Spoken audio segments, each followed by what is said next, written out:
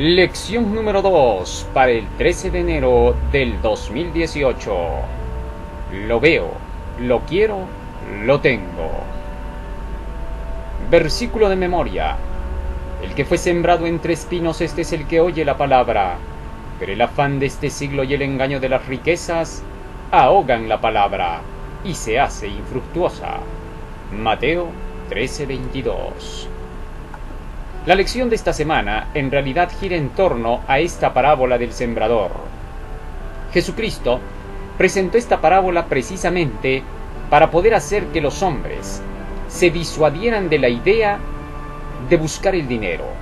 Hace 2000 años el mundo era tan parecido al de hoy.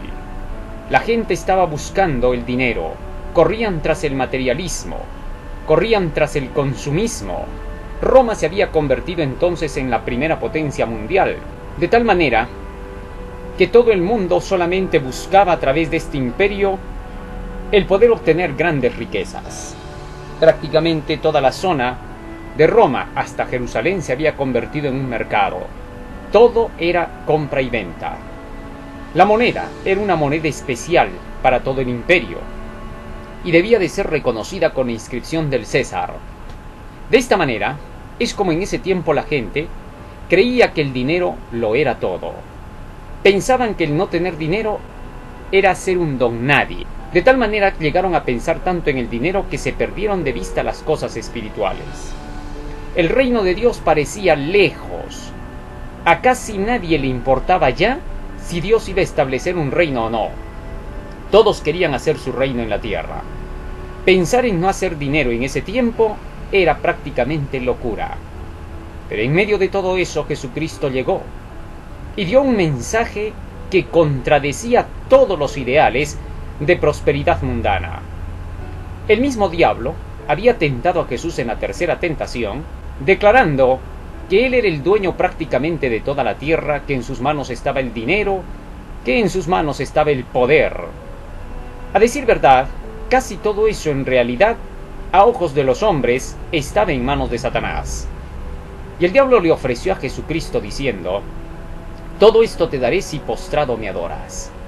Haz como todos los demás, y verás cómo te entrego todo en las manos, porque tú no eres cualquiera, tú eres inteligente, conoces muy bien las profecías, conoces los escritos de la Biblia, sabes muy bien acerca del poder de Dios, y hasta puedes llegar a realizar muchos milagros. Entonces, tú puedes hacerte un gran millonario. Solo póstrate ante mí, dame todo tu poder, y entonces vamos a hacer maravillas en esta tierra. Sin duda, el relato bíblico nos dice que Jesucristo rechazó por completo esta invitación de Satanás, debido a que Jesucristo sabía muy bien que el dinero había sido inventado por los hombres, que las transacciones fueron inventadas por los hombres para sacar provecho de los demás. Jesucristo vino a la tierra y él no venía a participar de estas cosas de este mundo. Vino a salvar a la humanidad, como todos aquellos que son enviados por Dios a través de su evangelio para salvar a la humanidad. Y por lo tanto no tienen en mente ni el mínimo propósito de buscar dinero en esta tierra, porque el dinero solamente es para las transacciones comunes de la vida. El dinero, cuando es utilizado de la forma correcta, puede hacer que traiga beneficios. El apóstol Pablo nos dice cuál es la forma correcta de pensar en el dinero. Libro de Primera de Timoteo, capítulo 6, versículo 6 hasta el 10. Primera de Timoteo, capítulo 6, versículo 6 hasta el 10. Nos dice el apóstol: porque gran ganancia es la piedad acompañada de contentamiento. Versículo 6. Ahora el 7. Porque nada hemos traído a este mundo, y sin duda nada podremos sacar de él. Así que teniendo sustento y abrigo, estemos contentos con esto. Así que entonces el apóstol nos dice que el propósito del dinero en esta tierra es el sustento y el abrigo. Nada más. Todo lo demás es consumismo. El buscar la tecnología es consumismo. El querer simple y llanamente tener las cosas por competencia es consumismo. Pero si estas cosas solamente se hacen por la necesidad, será suficiente. No se nos pide más.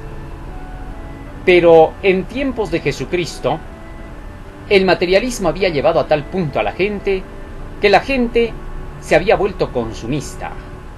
Buscaba simplemente el afán del lujo, del placer. Tal es así que Cristo, en una ocasión, les tuvo que decir a todos sus oyentes que la vida era más que la comida. En San Mateo capítulo 6, y en el versículo 25. Por tanto os digo, no os angustiéis por vuestra vida que habéis de comer o que habéis de beber, ni por vuestro cuerpo que habéis de vestir. ¿No es la vida más que el alimento y el cuerpo más que el vestido? Y por el vestido, ¿por qué os angustiáis? Considerad los lirios del campo, cómo crecen, no trabajan ni hilan. Pero os digo que ni aun Salomón con toda su gloria se vistió como uno de ellos. Y si a la hierba del campo que hoy es y mañana se quema en el humo, Dios la viste así, ¿no hará mucho más por vosotros, hombres de poca fe? Las palabras de Jesucristo echaban abajo por completo los planes que se tenían en sus tiempos. El gobierno romano quería que la gente trabajara más, que produjera más ingresos. Cuanto más ingresos producía la gente, más tributos llegaban a Roma. Por su parte, los dirigentes religiosos de Judea querían que la gente se dedicara a trabajar. Los hacían trabajar como bestias de carga y les decían que el trabajo lo era todo. Y hasta sistemáticamente les enseñaban con textos bíblicos que había que ganarse el pan con el sudor de la frente. Pero estos dirigentes no sudaban para nada, increíblemente, y sin embargo se llevaban todo el dinero del pueblo. Les gustaba a estos dirigentes fariseos y saduceos que la gente trabajase y ganase bastante para que diezme bastante. Querían así con sus ingresos de diezmos y ofrendas enriquecerse a costa de estos feligreses. El diezmo y las ofrendas fueron especificados por Dios, fueron dados por Dios, es el plan de Dios de benevolencia para que avance su obra. Desde el tiempo de Moisés, ya el Señor había especificado claramente la necesidad que se tenía en Números capítulo 18, de que el diezmo y las ofrendas llegaran hasta los sacerdotes, para que éstos pudieran hacer avanzar el Evangelio, que en ese tiempo era predicado a través de los sacrificios y las ceremonias en el santuario. Y por esta razón se traía al santuario el dinero del diezmo, porque ahí estaba el Evangelio. Entonces, cuando se traía el dinero, ese Evangelio avanzaba. Por eso es que a la viuda pobre Jesús la felicitó, cuando trajo el dinero y lo puso en las arcas del templo. En ese tiempo, la caja del tesoro, el depósito, se encontraba en el santuario. ¿Por qué? Bueno, porque ahí estaba el Evangelio, la palabra de Dios. Entonces, a pesar de que los sacerdotes eran corruptos, ladrones, que se agarraban el dinero, ni siquiera predicaban la verdad, lo que interesaba es que el Evangelio estaba en ese santuario. Y por esa razón Dios felicitó a la viuda pobre porque llevó sus monedas ahí donde ella creía que estaba el Evangelio. Y eso era correcto. Cuando los discípulos y Jesucristo se dedicaron a predicar el Evangelio, y los discípulos salieron al mundo, se terminaron los sacrificios y las ceremonias. El Evangelio caducó en símbolos y figuras.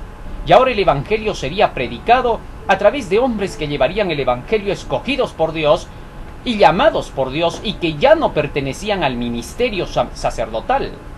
Y de esa manera es como estos discípulos, estos apóstoles, llevan ahora el Evangelio al mundo entero. Primera de Corintios 9:14, les dijo así el apóstol Pablo: así también ordenó el Señor a los que anuncian el Evangelio, que vivan del Evangelio. Es una orden para los que anuncian el Evangelio, vivir de ese Evangelio, movilizarse con ese dinero del Evangelio. De tal manera que ahora ya el diezmo y las ofrendas no iba a manos de los sacerdotes, iba ahora a manos de aquellos que publicaban el Evangelio puro del Señor. Hombres a quienes Dios mismo, Jesús mismo, había preparado para salir a proclamar este Evangelio. Eran hombres que estaban cimentados en la palabra, en la verdad presente para su tiempo, y estos son los que salieron a proclamar el Evangelio. De esta forma, estos llevaron la verdad para el mundo entero. Pero los dirigentes religiosos buscaban que la gente, repito, trabajara hasta el cansancio para alimentarlos a ellos. Ese era el peligro. Hoy por hoy los dirigentes religiosos, los pastores, los que llevan el Evangelio, juntamente con aquellos laicos que llevan el Evangelio, deben dedicarse solamente a predicar el Evangelio y hacer que el diezmo y las ofrendas no lleguen tan solo para su satisfacción egoísta, ya sea pastor o ya sea laico, porque todos los llamados por Dios, sean del ministerio o sean laicos, así nos enseña la palabra, deben de salir a proclamar el evangelio y hacer que ese dinero del diezmo y las ofrendas puedan ser utilizados no para el engaño de las riquezas. ¡Qué maravilloso! Y con esto pasamos al día lunes, el evangelio de la prosperidad. Nos dice la lección, un popular predicador televisivo tiene un mensaje sencillo. Dios quiere bendecirte y la prueba de su bendición es la abundancia de bienes materiales que posees. En otras palabras, si eres fiel a Dios, Dios te hará rico. Sin duda la palabra del Señor nos advierte acerca de este tipo de cosas hacia el final del tiempo. En el libro de Segunda de Pedro capítulo 2 versículo 1 al 3 dice: Hubo también falsos profetas entre el pueblo, como habrá entre vosotros falsos maestros que introducirán encubiertamente herejías de destrucción, y hasta negarán al Señor que los rescató atrayendo sobre sí mismos destrucción repentina. Y muchos seguirán su libertinaje, y por causa de ellos el camino de la verdad será blasfemado. Llevados por avaricia harán mercadería de vosotros con palabras fingidas. Sobre los tales ya hace tiempo la condenación los amenaza y la perdición los espera. Dice acá el apóstol Pedro que estos falsos maestros que van a introducir herejías de perdición, es decir, falsos mensajes de libertinaje, es decir, mensajes que van a predicar diciendo solamente cree en Jesús, no hay necesidad de obedecer la ley porque eso es legalismo, nadie se salva por obedecer la ley, dirán estos falsos profetas y estos falsos maestros. Su mensaje se llamará la justificación por la fe. La justificación por la fe en verdad enseña a obedecer la ley. Ya hemos estudiado en los trimestres pasados y hemos visto cómo las lecciones nos han enseñado que la obediencia a la ley es lo único que nos va a salvar, no hay otra cosa. Cristo murió en la cruz del Calvario dando la salvación por la obediencia a la ley.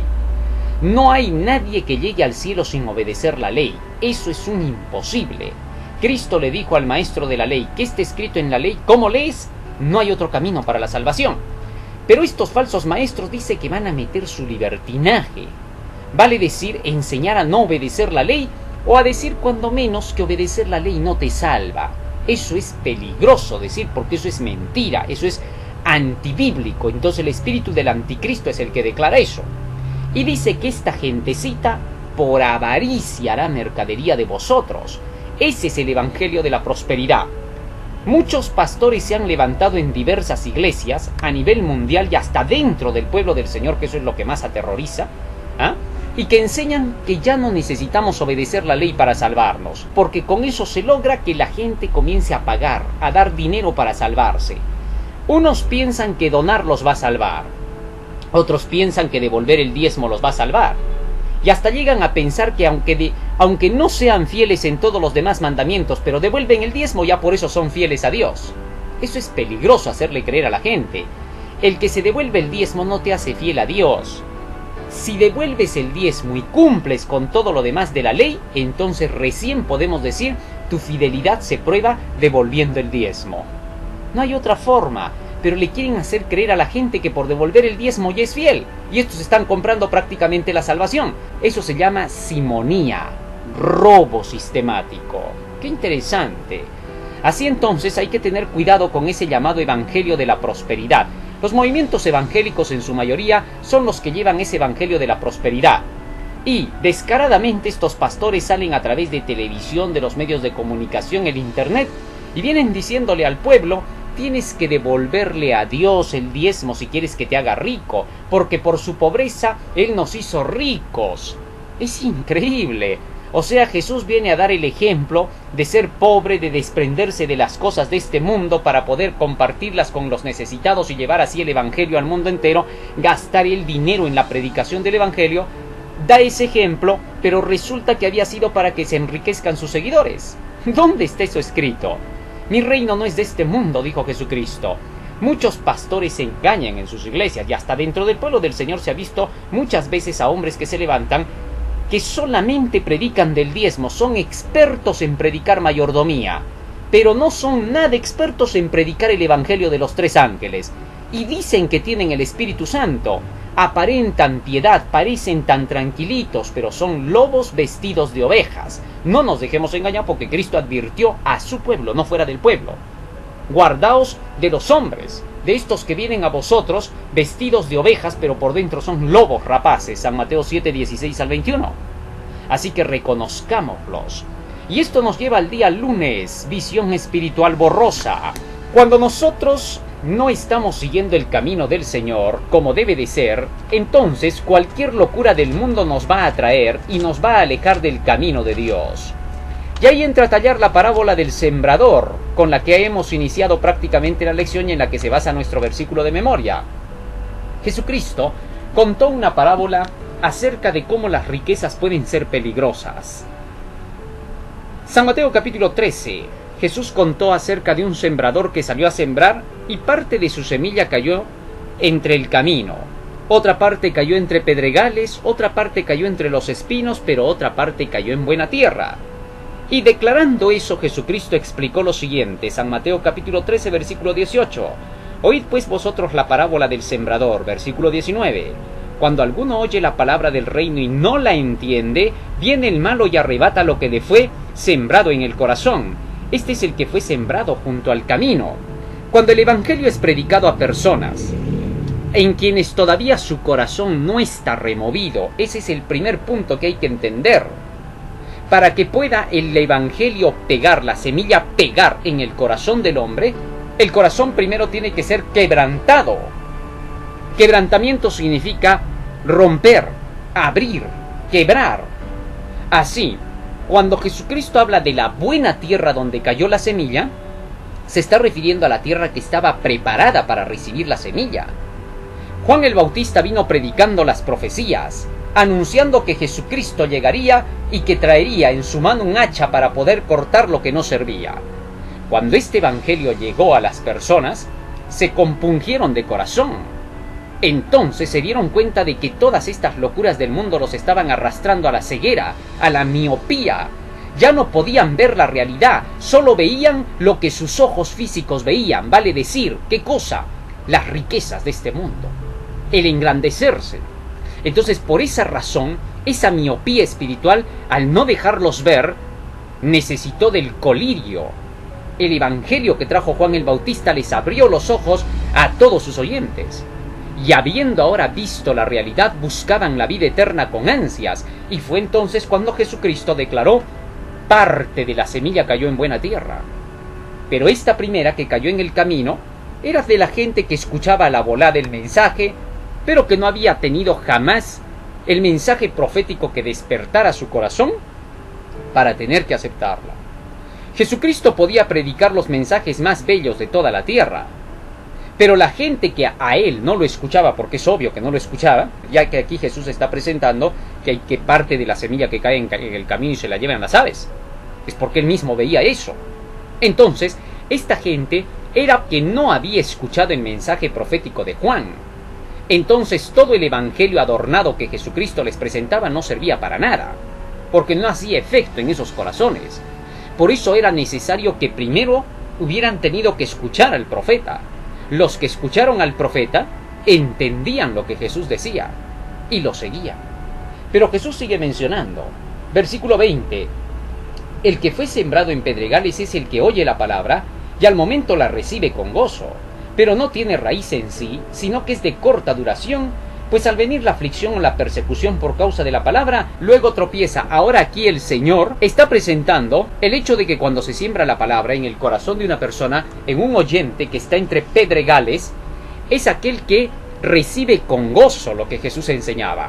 Ahora, era gente que no había escuchado la palabra del Señor a través del profeta Juan. Y como no había escuchado este mensaje, al oír lo que Jesucristo enseñaba, le gustaba lo que Cristo enseñaba porque tenía sentido, tenía lógica. El mensaje de Cristo era un mensaje que se dejaba notar que era inteligente. Pero como no tenían raíz, vale decir, no habían escuchado las profecías, entonces no sabían por qué Jesucristo pedía lo que pedía. Solo veían como una retórica hermosa las palabras de Cristo, como una exposición maravillosa, digna de aplaudir. Pero no iba a haber cambio en sus corazones nunca, porque no tenían raíz, no habían escuchado las bases, que era la profecía que Juan el Bautista traía. Y por eso, aquí dice claramente que cuando viene la persecución por la palabra, estos inmediatamente se hacen de lado.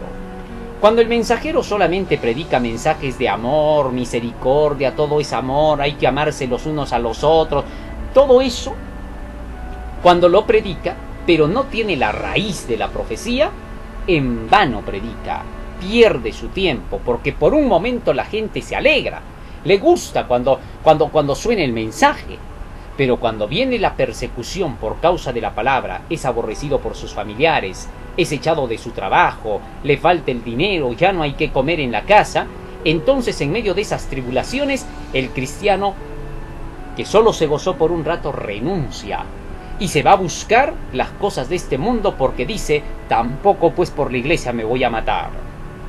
Jesucristo presentó otro más, otra condición más. En el versículo 22 dijo, el que fue sembrado entre los espinos es el que oye la palabra, pero las preocupaciones de este siglo y el engaño de las riquezas ahogan la palabra y se hace infructuosa. ¿Por qué? Bueno, cuando una persona oye la palabra y luego se da cuenta de las necesidades de esta vida, de las congojas de esta vida, ve que su vecino ya tiene una mejor casa, ve que tiene un mejor carro, ve que se viste mejor, ve que en el mundo lo empiezan a marginar por ser un cristiano porque ya no viste como los mundanos, ya no practica lo que ellos practican, ya no se desespera por obtener las riquezas que ellos obtienen para engrandecerse, comienza a sentirse mal. Y todos comienzan a ahogarlo, los espinos. ¿Cómo así? Muchas veces los espinos que representan aquí al mal, al pecado, la mala hierba que empieza a crecer, muchas veces vienen a través de los familiares. Muchas veces los padres les dicen a los hijos, ¿y ahora de qué vas a vivir? Los hijos les dicen a los padres, desde que te has metido en esa religión ya te has olvidado de mí. Los vecinos le dicen a los cristianos, desde que te has metido en esa religión tú ya no tienes aspiraciones. ¿En qué van a parar tus hijos? ¿Qué va a ser de tu esposa? ¿Qué solo te vas a dedicar a esa religión? Te estás volviendo fanático, te han lavado el cerebro. Ya tienes que hacer cambios. Te vamos a denunciar a la policía por estar metido en esos lugares. Vamos a decir que te han lavado el cerebro, que te han manipulado. Hasta gobiernos hay que ahora andan diciendo que el predicar la palabra a otra persona es hacer trata de personas. Ya están prácticamente locos los hombres. Están llegando a extremos. Y eso es a causa del engaño de las riquezas. ¿Por qué? Porque como son tan avarientos ya están enfermos mentales. Toda persona que quiere buscar dinero, dinero y dinero, debe entenderse que es un enfermo mental. Ya no es una persona sana, está loca. Y cuando tú le digas eso, te va a decir, sí, pues, estoy loco por el dinero, ¿y qué? Ahí te vas a dar cuenta. Es así, ese es el engaño de las riquezas. Por eso Cristo le llama el engaño de las riquezas de este mundo. Y hace que estas personas, por estas persecuciones, renuncie a la fe, retroceda y se vaya. Pero parte cayó en buena tierra. Estos son los que escucharon el mensaje de Juan y su corazón se abrió. Fue roto el terreno, se preparó el camino y cuando Jesucristo predicó el Evangelio, todas estas personas aceptaban la verdad y se gozaban con ella. Y esto nos lleva al día martes 9 de enero, los pasos de la codicia. Antes de que la codicia se engendre en la acción, primero nace en el corazón. Lee Génesis 3:1 al 6, nos dice la lección. ¿Qué hizo Satanás para tentar a Eva a pecar? Y vio la mujer que el árbol era bueno para comer, dice el versículo 6, y que era agradable a los ojos y árbol codiciable para alcanzar la sabiduría, y tomó de su fruto y comió y dio también a su marido, el cual comió así como ella. Antes de que Satanás pudiera hacer que la mujer tocara del árbol prohibido, que en su codicia saliera la acción, primero la convenció y le puso una necesidad. Le dijo, el día que tú comas de este árbol no le creas a Dios. Lo que él pasa no quiere que tú seas una diosa. Satanás convenció a la mujer de que tenía que comer de ese árbol porque Dios se lo había vedado porque algo bueno traía ese árbol si se comía. Sin duda, el paso de Satanás aquí, el primero, para poder alcanzar el corazón de Eva, fue quitarle la palabra de Dios. Cuando a la gente se le enseña que la ley de Dios ya no tiene vigencia, o que si tiene vigencia no es necesaria para salvarse, es decir, no necesitas obedecerla para salvarse. Porque para obedecer la ley tú te tienes que devorar la Biblia. Tú jamás vas a poder obedecer la ley solo, eso es un imposible. El primer pacto nos ha enseñado en el trimestre pasado que querer obedecer la ley sin la Biblia es un imposible. En el segundo pacto es toda la Biblia, desde el Génesis hasta el Apocalipsis, todo eso se llama el segundo pacto. Así que los que obedecen la ley con la Biblia, esos están viviendo del Espíritu, de Jesucristo, están recibiendo la justificación y la transformación de sus vidas. De tal manera que cuando la gente obedece así la Biblia, llega a cumplirla. Pero cuando le dicen a la gente que ya no necesita obedecer la ley, ya no le interesa el estudio de la Biblia, solo la lee por conocer las historias. Ya no la lee con el afán de obedecer y llegar a perfeccionar su vida en la obediencia a la ley. Ya no hay un norte, no hay una meta. Entonces, al decirle eso a la gente, su corazón queda vacío de Cristo. La casa puede estar limpia porque es sincera la persona que se arrepintió y confesó sus pecados y fue a las aguas del bautismo. Pero no hay nadie en la casa, está vacía. Falta Jesucristo en esa casa, falta la Biblia, falta el conocimiento de la verdad que es Cristo mismo. San Juan 14:23 dice, el que tiene mis palabras y las guarda, vendré a él y haré morada con él. De manera que entonces, cuando guardamos la palabra de Jesucristo, en nuestra mente y corazón Cristo está ahí. Entonces cuando el demonio viene para ofrecernos dinero, con sus afanes, con los deseos de este mundo, entonces ya no hay ningún deseo de aceptar a Satanás, lo rechazamos. En el caso de Eva, Eva recibió las sugestiones del diablo solo cuando el diablo le quitó la fe en la palabra de Dios. No le creas a Dios, cómete del árbol y verás, no te vas a morir, al contrario, vas a ser diosa. Una vez convencida, dice la Biblia que nació la codicia en el corazón de Eva, se manifestó, mejor dicho, su codicia. Vio que el árbol era, dice, bueno para comer y agradable a los ojos y árbol codiciable para alcanzar la sabiduría. Cuando el pastor, el predicador, el hermano de la iglesia, dejó el conocimiento de las profecías, ya no se dedica a estudiarlas para poder entenderlas, ya no se dedica a obedecer la ley para salvarse, entonces esta gente ya no tiene amor por Dios, porque el amor por Dios solamente se logra por el conocimiento de la ley y las profecías. Cuando conocemos todo eso, conocemos el amor de Dios. Por eso en San Juan capítulo 5, versículo 38, Cristo les dijo a los judíos, ni tenéis su palabra permaneciendo en vosotros, porque a quien él envió vosotros no creéis. Versículo 42, mas yo os conozco que no tenéis amor de Dios en vosotros. O sea, el tener la palabra en ellos era tener el amor de Dios en ellos. No tenéis su palabra, no tenéis amor. Así entonces, cuando no se tiene el conocimiento de la palabra, no está el amor de Cristo en el corazón. Y entonces, al no tener esa palabra, Satanás ahora ya tiene un acceso. ¿Por qué? Porque ahora sin la palabra dentro que te proteja, sin el conocimiento, porque el escrito está es el que lo vence a Satanás, sin tener esa palabra, entonces tú terminas débil. Y obvio, si en este mundo el evangelio no es verdad, hay que ser tonto para no buscar el dinero y los placeres. Pablo dice claramente, si no hay resurrección de muertos, comamos y bebamos que mañana nos morimos. Esas son las palabras del inspirado apóstol. Nos dice el apóstol Pablo, 1 Corintios 15:32, si como hombre batallé en Efeso contra fieras, ¿de qué me sirve? Si los muertos no resucitan, comamos y bebamos porque mañana moriremos. El apóstol Pablo con estas palabras está diciendo claramente, si no hay resurrección de muertos, es decir, si no se cumplen las profecías bíblicas de la venida de Cristo, donde vamos a ser resucitados para vida eterna, entonces en vano estoy luchando contra todo, estoy perdiendo mi tiempo, comamos y bebamos porque mañana nos acabamos. Muchos dicen No interesa si hay cielo o no hay cielo, tú compórtate bien. Pero esa es una falsa idea. ¿Qué cosa es el bien? Pregúntale a esa persona. Y te va a decir, bueno, bien es dar de comer al pobre, vestir al... Eso te han dicho. Te han hecho creer. No, pero la Biblia lo dice. Sí, pero la Biblia también dice la profecía, pues. Así que si dejamos de lado la Biblia, la profecía, dejemos de lado todo. Haz un lado la Biblia, haz un lado el Evangelio, como dice Pablo, y entonces, ahora yo te pregunto, ¿qué cosa es el bien? No sabes qué es el bien. A ti te han dicho, te han educado bajo esa idea. Lo único bueno, si no hay el Evangelio, es diviértete, gózate, porque serías un tonto si no lo haces, dice Pablo. ¿Ah?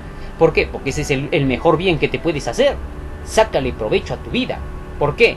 Porque por gusto, aquí te harías entre comillas, el buenito, de quererte comportar a la altura de lo que la cortesía mundana te dice, como el político. El político te dice, hay que portarse bien, obedezca al sistema, obedezca a la sociedad, sométase a sus autoridades, crea en nosotros. Y el político te miente a ti, te dice que van a bajar los precios, que van a cambiar las cosas, que van a mejorar los estudios, pero nunca te cumple. ¿Ah? Y por eso terminas odiando al político, porque la política es así, es pura mentira. ¿Ah? Pero ellos te dicen, todo es amor, amor, amor, más tranquilidad, no te levantes contra nosotros, déjanos robar tranquilos. ¿Ah? Eso es lo que te dicen. Y a veces te crees ese cuento, pero eso no se cumple. Por eso Pablo dice, lo más sano, lo más bueno que podrías hacer si no hay evangelio es, come, bebe, disfruta, gózate, diviértete, porque de esta no hay otra. Interesante la forma de razonar del apóstol Pablo. Así que entonces, para que nosotros podamos vencer esta codicia, todo empieza desde lo que tienes en la cabeza, porque de la abundancia del corazón habla la boca, dice San Mateo 12:34. De tal manera que lo que eres por dentro eres por fuera, Proverbios 23:7. Tal es el hombre en su corazón, tal es él. Necesitamos llenarnos de la verdad de Dios para que la codicia no salga a relucir. Y esto nos lleva al día miércoles 10 de enero, la codicia, hacer las cosas a tu manera. Cuando una persona está llena de codicia, solamente busca el beneficio, y lo que haga no le interesa. Ahí es donde inventaron los grandes codiciosos un lema que hasta el día de hoy lo llevan. Su lema es, el fin justifica los medios. El mismo diablo es el que habla esas palabras y sus seguidores las repiten. La avaricia, la codicia te lleva precisamente a eso, a que no interesa lo que tengas que hacer con tal de obtener el beneficio. Muchos predicadores del Evangelio dicen, solo hay que hablar del amor, no hay que hablar de las profecías porque eso espanta a la gente y ya no dan el diezmo y las ofrendas y ya no van a haber ingresos. Codiciosos. Estos codiciosos dicen, el fin justifica los medios. Si para poder lograr obtener el dinero tenemos que predicar cosas suaves que le gusten a la gente y no las profecías, no interesa. Lo que interesa es el dinero que ingresa. Pero estos ya tienen su pago. Estos, les dijo Jesucristo, eran como los fariseos, a quienes reprendió en el libro de San Mateo capítulo 23. Recorren toda la tierra por ganarse un prosélito. Se van a las casas de las viudas para pedirles que les den todo su dinero, que les dejen su herencia, con la finalidad de poderse hacer ricos a costa de ellas. Jesucristo los denunció, porque estos decían, el fin justifica los medios. Lo que interesa es la gloria del reino, la gloria de Israel. Y por la gloria de Israel no interesa lo que hagamos para sacarles el dinero a estas gentes. Así es como Jesucristo los denunció a estos hipócritas fariseos. Ahora se está haciendo lo mismo en este tiempo. En el capítulo 23 y en el versículo 18 hasta el versículo 26, léalo en casa para que se dé cuenta quiénes eran estos fariseos esclavizadores. Y esto nos lleva al día jueves 11 de enero, el autocontrol. La palabra del Señor nos enseña que Dios nos ha regalado a nosotros el dominio propio y la fuerza de voluntad. Segunda de Timoteo capítulo 1 versículo 7, porque no nos ha dado Dios el espíritu de cobardía, sino el espíritu de amor, de temor y de dominio propio. ¡Qué lindo texto bíblico! La fuerza de voluntad y el dominio propio no pueden ser ejercidos simplemente porque queramos hacerlo, sería un error.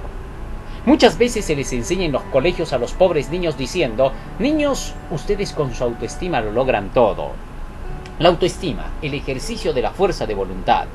Para querer alcanzar un propósito, no se le debe enseñar a los niños jamás si primero no se les enseña en qué van a utilizar su fuerza de voluntad y su dominio propio. Porque entonces ocurriría que estos niños podrían utilizar su fuerza de voluntad para sus propósitos egoístas. ¿Cómo así?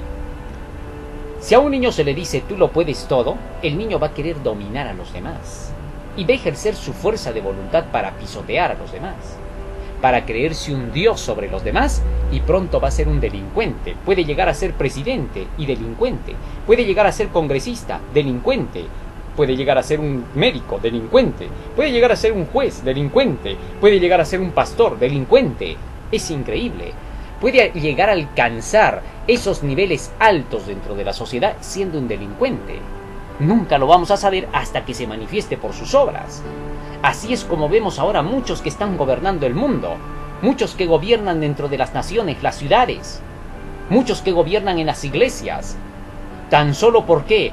Porque utilizan su fuerza de voluntad y dominio propio en lo que no conviene, en lo que no es, en lo que Dios no enseñó. Entonces, ahí tienen culpa aquellos que lo educaron diciendo que necesitaba la fuerza de voluntad y el dominio propio nada más, sin saber en qué. Primero tienen que llenarse de la palabra de Dios. En mi corazón he guardado tus dichos para no pecar contra ti. Salmo 119:11. Fariseo ciego, dijo Cristo. Fariseo ciego, dijo Cristo, limpia primero lo de adentro para que lo de afuera esté limpio. Limpiar por dentro lo primero. Salmo 119, versículo 9. ¿Con qué limpiará el joven su camino? Con guardar tu palabra. San Juan 15:2. Ya vosotros sois limpios por la palabra que os he hablado. De manera que entonces, primero el corazón tiene que estar limpio, la mente tiene que estar limpia con la palabra de Dios. Y cuando la mente está limpia, entonces las acciones serán limpias. La fuerza de voluntad y el dominio propio se ejerce para obedecer los mandamientos de Dios. Cuando el esfuerzo humano se junta con el poder divino, que es el mandamiento de la ley, entonces el poder humano y la debilidad humana y el poder divino juntos logran la victoria. Así dice el texto bíblico, 2 de Timoteo capítulo 2:2, Hijo mío, esfuérzate en la gracia que es en Cristo Jesús. Versículo 6. El labrador para recoger los frutos debe trabajar primero. La Biblia enseña, esfuérzate y sé valiente para ser conforme a toda la ley. Josué 1:7. Así es como la Biblia enseña que necesitamos esforzarnos, es decir, poner la fuerza de voluntad y el dominio propio para llegar a obedecer los mandamientos de Dios. Así se cumple, ama a tu Dios con todas tus fuerzas, es decir, con todo tu esfuerzo, porque Dios no va a recibir menos del 100% de tus esfuerzos para obedecer sus mandamientos. Cuando se hace eso, entonces se ejerce la fuerza de voluntad. Día viernes 12 de enero para estudiar y meditar. La palabra del Señor nos ha llevado a pensar en que los valores materialistas no sirven para nada. No necesitamos ser materialistas, necesitamos educarnos primero para poder saber qué es el dinero, para qué sirve y cómo se lo utiliza. Si esta educación no les da a la gente es por gusto. Ojalá existiera un colegio, siquiera solo un colegio en la tierra, que se ocupara de enseñar a los niños qué es la vida, cómo prepararse para ella. La matemática, física, química, todo eso debe de quedar en segundo plano. Todo eso se enseña, es correcto, pero primero hay que enseñarle al niño de dónde viene, hacia dónde va, para qué esté en esta tierra. Y luego enseñarle qué es el dinero que tanto ama la gente, para que sepan cómo utilizarlo, y que el dinero es un don de Dios, y que por lo tanto tendremos que dar cuentas por ese don. Jesucristo fue claro cuando dijo, no vaya a ser que tú digas el poder de mi mano me dio estas riquezas y te olvides que Jehová tu Dios es el que te da las riquezas. Así que tenemos que tener cuidado. Las riquezas son un don del cual tendremos que dar cuenta en qué lo utilizamos. Y por lo tanto, necesitamos que alguien nos instruya cómo tenemos que usar el dinero. En lugar de que las iglesias se pasen tanto todo el tiempo diciendo hay que devolver el dinero de Dios, el dinero es de Dios, no hay que ser materialistas. Más que enseñar eso, debiéramos de ser más realistas. Deberíamos de enseñarle a la gente cómo utilizar del dinero para no caer en el materialismo obsceno. Ese es el punto. Cuando le enseñemos a la gente, se va a dar cuenta que en sí mismo el dinero no podría ser sucio. ¿Por qué? Porque hasta el dinero sirve para evangelizar. Sino que el dinero se hace sucio cuando la gente no lo sabe utilizar, cuando no es distribuido de tal manera que pueda beneficiar al mundo entero. Que Dios quiera que cada uno de nosotros podamos comprender estas cosas ahora, antes de que sea demasiado tarde y el materialismo se vuelva peor, porque cada día está pasando esto. Desde el Papa, pastores, presidentes, todos ellos están llevando a la gente al materialismo, a la búsqueda del dinero, a la búsqueda de la grandeza tonta y absurda que no da nada en este mundo, que solamente es miseria y asquerosidad. Debemos enseñarle a los niños a buscar algo mejor, la patria celestial. Culmina diciendo Jesucristo palabras hermosas que debemos de tomarlas en cuenta para que se hagan realidad en nuestra vida. En el libro de San Mateo, Jesucristo declaró lo siguiente. San Mateo capítulo 6 versículo 24. Ninguno puede servir a dos señores, porque odiará al uno y amará al otro, o estimará a uno y menospreciará al otro. No se puede amar a Dios y amar a las riquezas. Jesús declaró que las riquezas se convierten en un Dios cuando te preocupas mucho por ellas y dices no hay tiempo para leer la Biblia. Si tú dices mi trabajo no me da tiempo para leer la Biblia, tú estás adorando a Mamón. Por gusto dices que vas a la iglesia a adorar a Cristo. Puedes estar el sábado, puedes cantar, puedes orar, puedes escuchar el mensaje. De nada te va a servir, no te va a ayudar en nada. Hay que renunciar al Dios de las riquezas. ¿Cómo lo vas a hacer? Cuando te dediques más al estudio de la Biblia, dale más importancia a tu salvación. El día que Cristo venga vas a llorar, sino porque vas a decir, ¿por qué no me dediqué a las cosas de Dios? ¿Por qué seguía a este mundo? Recién te vas a dar cuenta que podías, sino que estabas buscando estar a la altura de los demás y en la competencia del dinero y tener el teléfono del año. Eso es lo que pasó. Jesucristo nos da un consejo más. San Mateo capítulo 6 versículo 19. No os hagáis tesoros en la tierra donde la polilla y el orín corrompen y donde ladrones minan y hurtan. Haceos tesoros en el cielo donde la polilla ni el orín corrompen y donde ladrones no minan ni hurtan. Porque donde está vuestro tesoro, ahí estará vuestro corazón. Las palabras hermosas de Jesucristo. Dedica tu dinero a la proclamación de los mensajes de los tres ángeles. La mensajera de Dios nos dice en el libro Eventos de los Últimos Días: haced esparcir como hojas de otoño pequeños libritos de Daniel y el Apocalipsis, que vayan al mundo entero. Gasta tu dinero en eso, consume todo tu dinero en eso, así como Noé consumió todo su dinero en construir el barco.